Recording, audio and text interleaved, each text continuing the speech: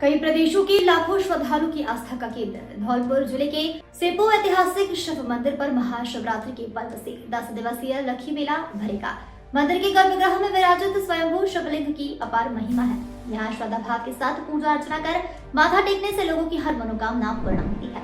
दूर दराज तक फैली मान्यता के कारण यहाँ राजस्थान, मध्य प्रदेश, उत्तर प्रदेश सहित अन्य राज्यों से महाशिवरात्रि पर्व पर लाखों श्रद्धालु पहुंचने का अनुमान है।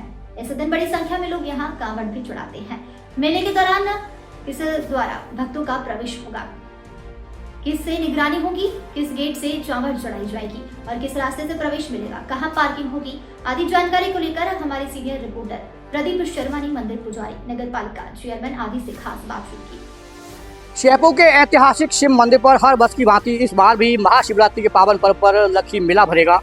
यहाँ जो स्वयंभू शिवलिंग है उनकी मान्यता धौलपुर ही नहीं बल्कि आसपास के कई राज्यों तक फैली हुई है। तो सबसे पहले हम आपको यहाँ भगवान शिव के गर्भगृह में आपको लाइव दर्शन कराने ले चलते हैं। यह वही शिवलिंग है जो एशिया का सबसे बड़ा शिवलिंग माना जाता है। इसकी मान्यता है जो धौलपुर ही नहीं बल्कि धौलपुर से सटे उत्तर प्रदेश, मध्य प्रदेश और दिल्ली तक इसकी बड़ी मान्यता फैली हुई है। महाशिवरात्रि के पर्व पर यहाँ लाखों की तादाद में यहाँ श्रद्धालु यहाँ पहुँचते हैं। धौलपुर जिले का सबसे बड़ा लखी मेला माना जाता है। तो इस मंदिर की महिमा के बारे में हमारे साथ मौजूद है मंदिर महंत, तो उनसे जानते हैं किस तरह की यहाँ महिमा है। तो विस्तृत जानकारी बताएं। जय भोलेनाथ जी की। यह भगवान शंकर जी का विशाल मंदिर है जो कि धौलपुर जिले में है और माना जाता है कि एशिया में इनका तीसरा नंबर है शिवलिंग में।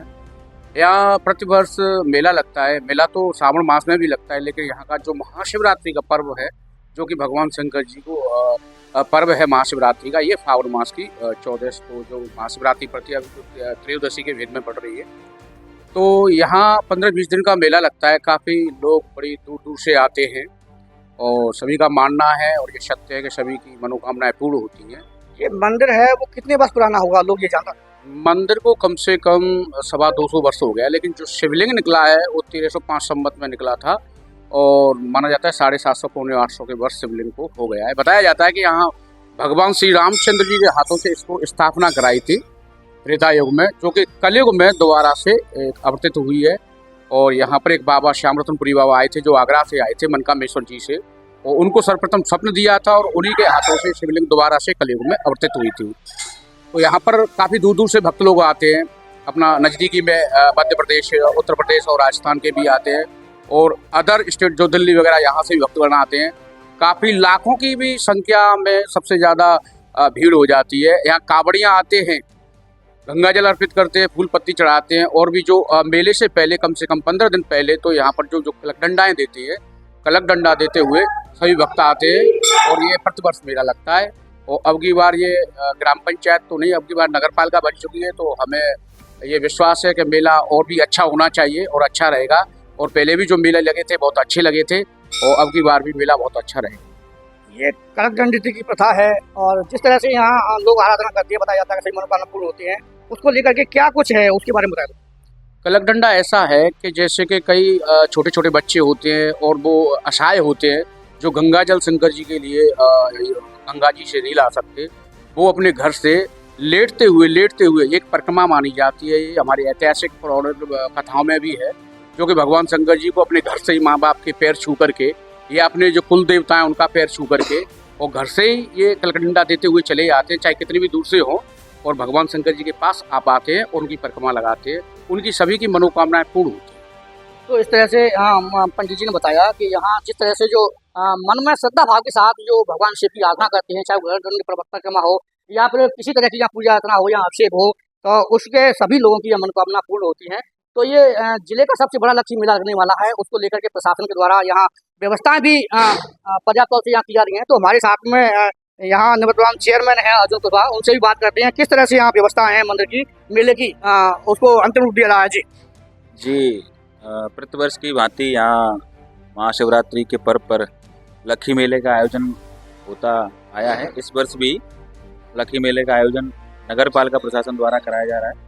इसको लेकर नगर पालिकाएं द्वारा पूरी तैयारियां पूर्ण रूप से कर ली गई हैं। सभी के काम जो हैं आवंटित किए जा चुके हैं। इस बार थोड़ा सा मेले में परेशानी ना आए किसी श्रद्धालु या कांवड़ियों को, उसके लिए प्रशासन ने थोड़े से बदलाव करे हैं। जैसे कि अपन आना किधर से है, जाना किधर से है, कहाँ पार्किंग है, ये पूरी व्यवस्था दर्शकों को बताएं किस तरह से लोग जी बिल्कुल, इसको लेकर थोड़ा सा बदलाव ये किया गया है कि इस बार जो है महादेव मंदिर तक आने का जो मार्ग रहेगा वो एकल मार्ग रहेगा। तो जितने भी बाहर से आने वाले श्रद्धालु हैं या भक्तगण हैं वो केवल जो तशीमो बाईपास जो बनाया है उस तरफ से प्रवेश रहेगा, और जो अपना भरतपुर मार्ग पर जो राजा का नगला के पास जो बाईपास निकल रहा है उससे निकास रहेगा। और मंदिर में आने के बाद जो कावड़िए हैं वो अपने जो उत्तर पूर्वी द्वार है उससे प्रवेश लेंगे, और जो आम श्रद्धालु हैं वो जो अपना दक्षिणी पूर्वी द्वार है उससे प्रवेश लेंगे, और सभी जो श्रद्धालु हैं उनके लिए जो पश्चिमी द्वार है वो द्वार जो निकास द्वार रखा गया है। इस बार जो मेले में सभी प्रकार की सुरक्षा व्यवस्थाओं के लिए सीसीटीवी कैमरे इस बार पूरे मेले में लगाए जा रहे हैं, और मेले की दुकानों का अधिकतम आवंटन हो चुका है। मेले में अधिकतम दुकानें आ चुकी हैं, सभी व्यवस्थाएं चाक चौबंद कर ली गई हैं नगर पालिका प्रशासन द्वारा। देखिए अब तक ग्राम पंचायत थी, अब नगर पालिका हो गई है, तो कहीं ना कहीं यहाँ साफ सफाई है, उस सुविधा का कहीं ना कहीं यहाँ अभाव देखा जाता है, उसको लेकर क्या विशेष मॉनिटरिंग करेगी?